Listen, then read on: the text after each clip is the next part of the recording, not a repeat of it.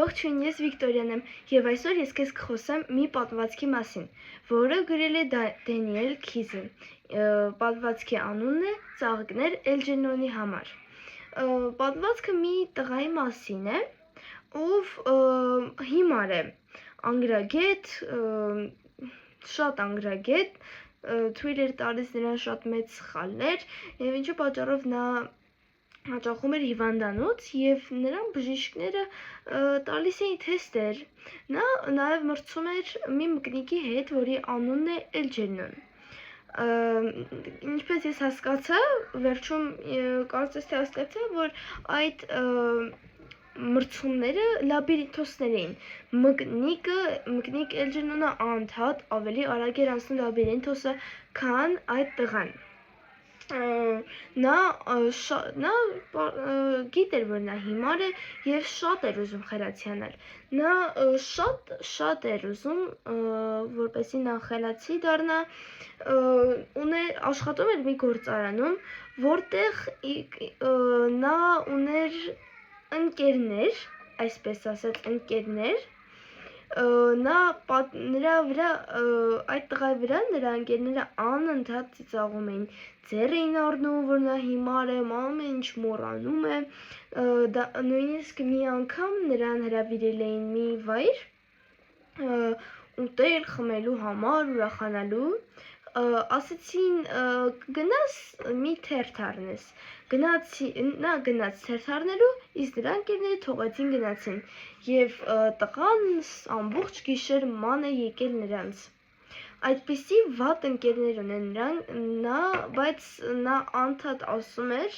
անընդհատ կրկնում է, որ իմ ընկերները ինձ շատ են սիրում, իմ ընկերները ամենալավն են։ Ինձ ընկերների վերաբերմունքը ընդհանրապես դուր չեկավ։ Նրանք շատ վատ էին այդ տղայի հետ, շատ էին ծաղրում նրան, նրանց վերաբերմունքը ինձ բացարձակապես դուր չեկավ։ Այդ տղան դուր եկավ, որովհետև նա նույնիսկ թե հիմար էր, բայց նա այնքան շատ էր ուզում խելացիանալ, անընդհատ ուզում էր վերցներ, սովորեր, և նրա կարելի ասել ամենամեծ երազանքը այն էր, որ նա Էլջերնոն մկնիկին հաղթեր, և նա այնքան պայքարեց, մինչև նա կարողացավ հաղթել այդ մկնիկին։ Ինձ տղայի այդ վերաբերմունքը շատ դուր եկավ, նա անընդհատ անում էր տեստեր, մի թանաքաբծի մեջ փորձում էր գտնել նկարներ, դա նրա թեստն էր, և այդպես նա անընդհատ կտրվում էր թեստերից, նա հասկանում էր, որ նա հիմար է, և մի օր վիրահատություն արեց, վիրահատությունից հետո նրա IQ-ն պետք է 2 անգամ ավելի մեծանար, և դա այդպես էլ եղավ, բայց տղան չէր զգում, նա անընդհատ ասում էր, ես մնացել եմ նույն հիմարը, ես նույնն եմ, բայց բոլորը զգում էին, թե նա ինչքան է խելացիացել։ Նա ամենասկզբում ես կարդալուց, քանի որ նա անընդհատ գրում էր հաշվետվություններ, այդ հաշվետվությունների մեջ կարծես թե նա էր գրում, և ահա որ շատ տառասխալներ կային, կետադրական սխալներ, ուղղագրական սխալներ, ես ապշեցի ուղղակի, բայց իմ կարծիքով դա նրա համար է, որպեսզի հերոսի կերպարը ավելի շատ զգանք, թե նա ինչպիսին է։ Օրինակ, եթե պատմվածքի մեջ ասեր, որ նա հիմար է, և նրա հաշվետվությունների մեջ ամեն ինչ ճիշտ լիներ, մարդիկ կշփոթվեին, կասեին, բա նա հիմար էր, ոնց է այսպես գրել, այնքան շատ կետադրական սխալներ ունեն, բայց այնտեղ ցույց է տարել, որ շաբաթներ անց նրա հին դասղեկը Միսկինյանը անընդհատ գալիս էր նրա մոտ, ամենասկզբում չէր գալի վիրահատությունից հետո, տղան շատ էր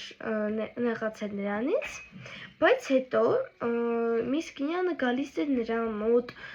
դասեր էր տալիս, և հետո վիրահատությունից հետո այդ ամեն ինչը եղավ,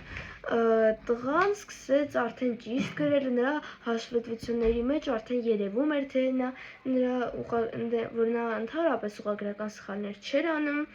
Ինձ համար ամենածիծաղելի մասը այն էր, որ Միս Կինյանը տղային ասաց, որ ստորակետը կետադրության համար շատ կարևոր է, և այդ հատվածում տղան ամեն բառից հետո դնում է ստորակետ։ Կարծես դա այսպես. ես ստորակետ, այսօր ստորակետ, հաճախեցի ստորակետ, այդ հատվածը ինձ ամենաշատն է դուր եկել, ավելի շատ ինձ համար ամենածիծաղելի հատվածն էր։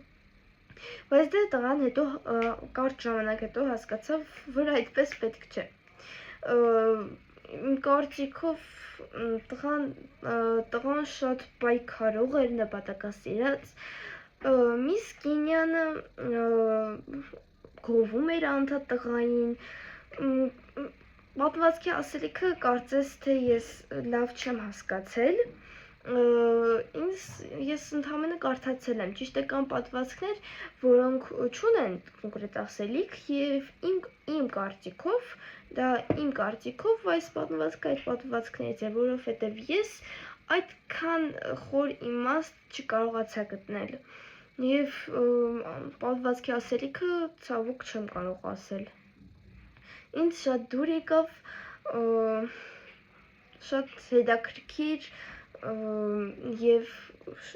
այնպիսի պատմվածք էր, որտեղ կերպարները շատ զգացվում էին, թե նրանք ինչպիսին են։ Օրինակ, երբ նա ասում էր, որ նա հիմար է,